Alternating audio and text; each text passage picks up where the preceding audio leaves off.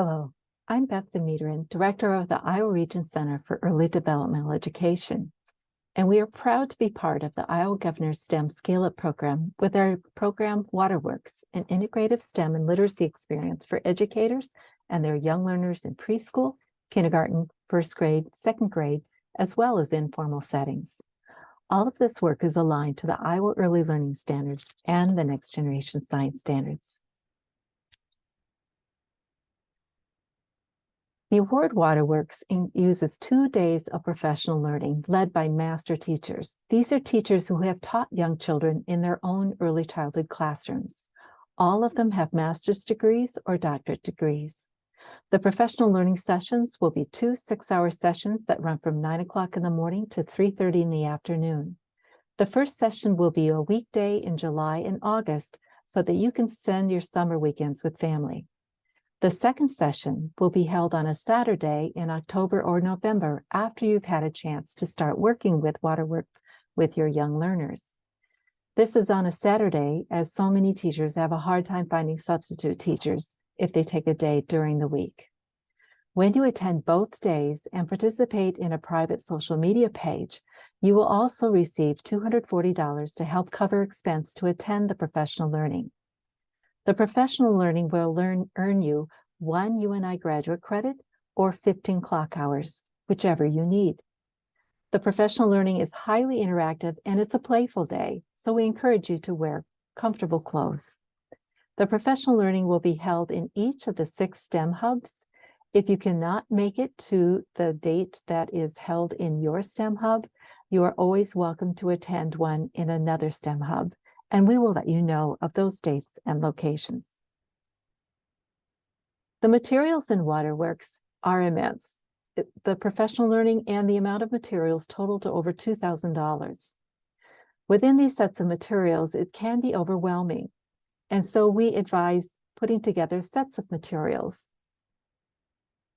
Pulling things together into sets, we always ask, does the set spark interest, curiosity? Does it engage children in critical thinking, engage them in close observation, problem solving, and the ability to be creative?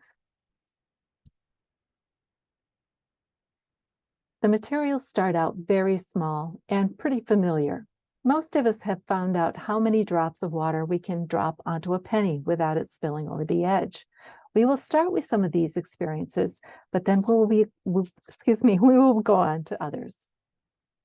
This is an experience where children are spritzing water onto plexiglass, and the other little guy is using a magnifier to closely observe the water as it trickles down the pane. These are Lindsay Henderson's preschoolers.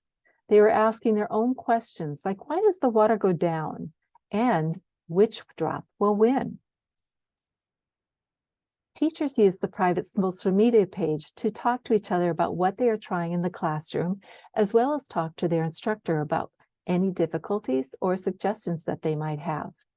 This is one of our favorite parts of the professional learning, as when we engage in what is going on in our own classrooms, we always learn more.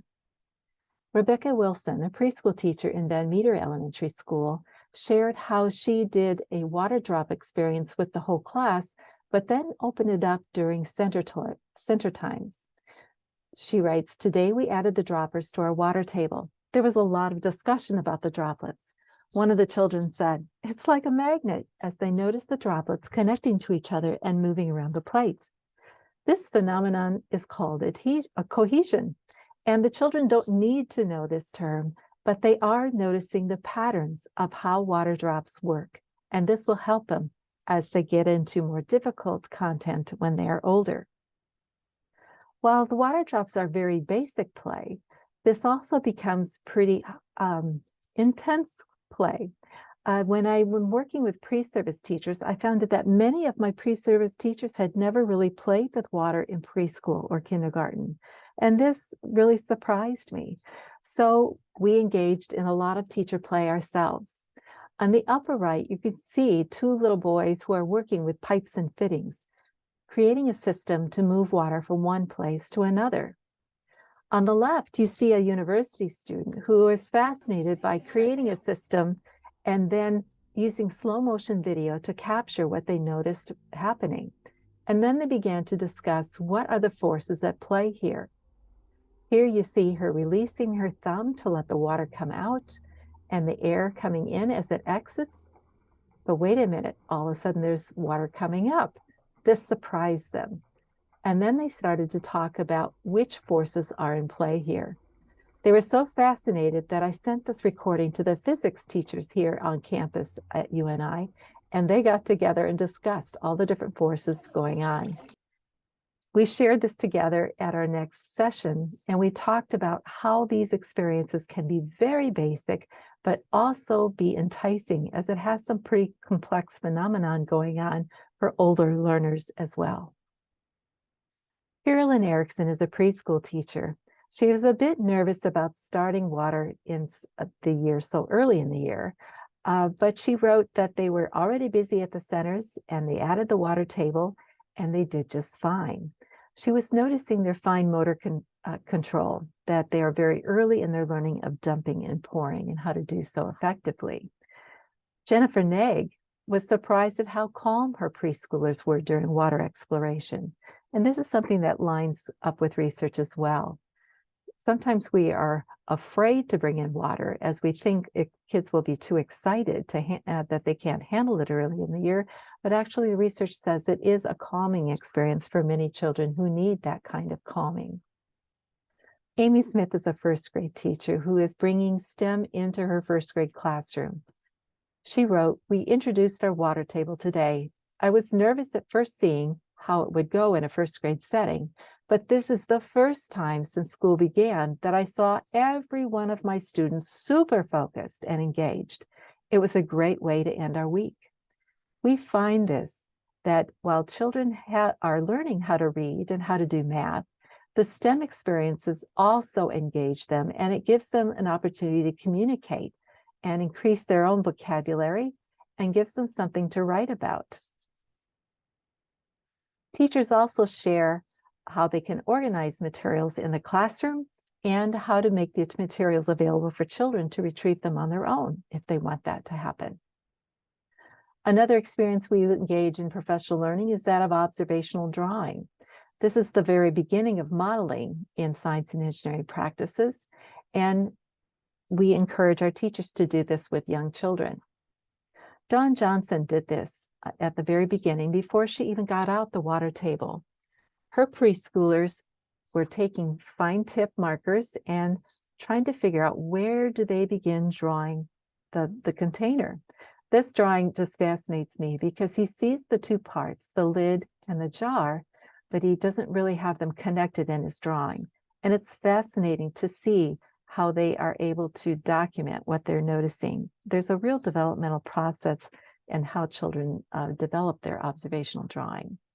Here's another example. This child noticed the ribs on the lid and got them on the drawing, but she also noticed the bottom of the jar, and it's below the jar. So in her drawing, it's below the shape of the jar in her drawing. Again, I think it's just fascinating. Dawn wrote, "The children in my class began making observational drawings of the same size cylinder containers.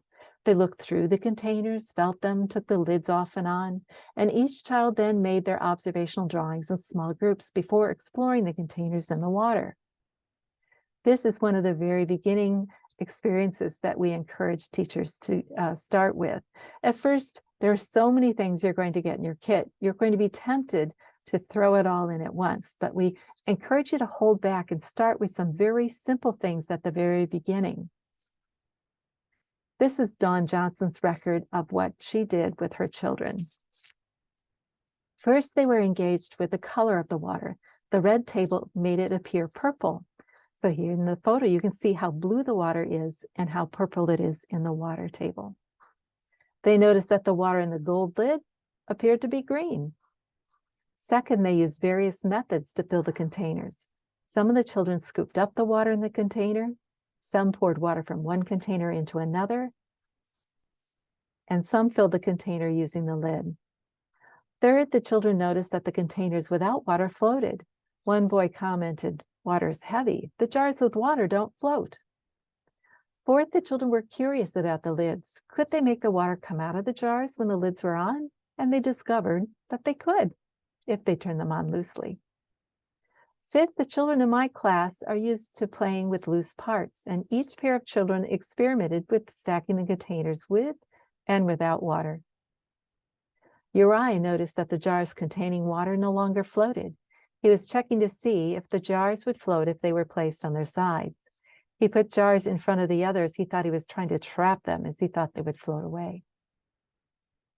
Sadie Bertram, a preschool teacher in Cedar Falls, also noticed children engaged. We explored with same-size cups last week. One friend figured out he could fit a cup inside of another with water in it, and the water wouldn't spill. Vocabulary is huge. Jan Pfeiffer shared that she did not get great action photos in class as she was too busy writing down all the vocabulary I was hearing as they observed what they were doing. As they explored, they made connections to things that they know: scoop, pour, high, waterfall, shower, waves, float, sink, etc. One student noticed that he could push the empty container to the bottom of the water tub with his fist, and he could see the water surrounding the container, but he couldn't feel it. His hand remained dry inside the container. While this seems pretty basic to us, sometimes we forget where children are in their beginning of their understanding of what's in the world and how it works. And these kinds of experiences are important for them. Andrea Zorn brought her materials outside while the weather was warm. My 4-year-olds had fun exploring the containers and working as a team to fill them. They commented on the lids and how they would float until the water was on top of them. They answered an inquiry question about, does it matter if the lid is upside down? Some found it was challenging to hold both containers at the same time. She was noting their fine motor control. In Iowa, we are pretty good at measuring our concrete skills like letters, sounds, and numbers. We have the assessment of the FAST and the IGD with young children. This is quantitative assessment, and it is assessment that's important, but it's just the tip of the iceberg of what we need to be concerned about. With STEM experiences, children also develop these underlying skills like a broad vocabulary and interest in language. They have the ability to develop their curiosity, persistence, to gain the ability to pay close attention, the incidental learning that occurs. They develop a drive to learn. There's a sense of predictability in their behaviors and how they investigate. They work their memory and also their inhibitory self-control. This assessment is not easy to measure. It can't be quantified very easily. And so we encourage our teachers to engage in qualitative assessment using observational records. If your school insists on data-driven instruction, it's important to remember that not everything that can be counted really matters. It doesn't really count. And not everything that counts that really matters can be counted. Qualitative data, or telling a story of what you are seeing and observing, that data is also good data, just like quantitative data. One of the ways that we help teachers learn how to take good qualitative data is using observational records. We encourage teachers to purchase mailing labels and then use a computer program to put children's names in the corner of each mailing label. You can put these on a clipboard and have them close by. When you are walking around the classroom, you can document children's actions, a language sample, questions that they're posing, problems that they're posing, relationships that they're forming. At the end of the week, you can peel off these observations and onto a page that you have prepared for each child. And before long, you're going to have a sequenced record of each child's thinking, their use of science and engineering practices with specific examples. Teachers find that this is wonderful for parent-teachers conference as their parents understand that they are taking a close eye, keeping a close eye on their children and paying attention to their child's individual learning. Investigating water with young children is our third Iowa Scale Up, and we are so proud to have featured the work of Iowa teachers in our STEM for Our Youngest Learners series, published by Teachers College Press. We have done investigating light and shadow with young children, investigating ramps and pathways with young children, and now we are in our second year of investigating water with young children. In your scale-up kit, you will be getting a copy of Investigating Water with Young Children as well. Each of these books is filled with stories and photos of Iowa teachers and their children, and they're being sold across the country and some being translated in other countries. We invite you to join us and tell your story about how you are investigating water with young children. If you have any questions, feel free to email the Region Center or me. You can phone or text me at 319-290-2693. And please feel free to visit our website to see our early STEM experiences. This is just the tip of the iceberg. There's much more. We hope to see you soon. Thank you.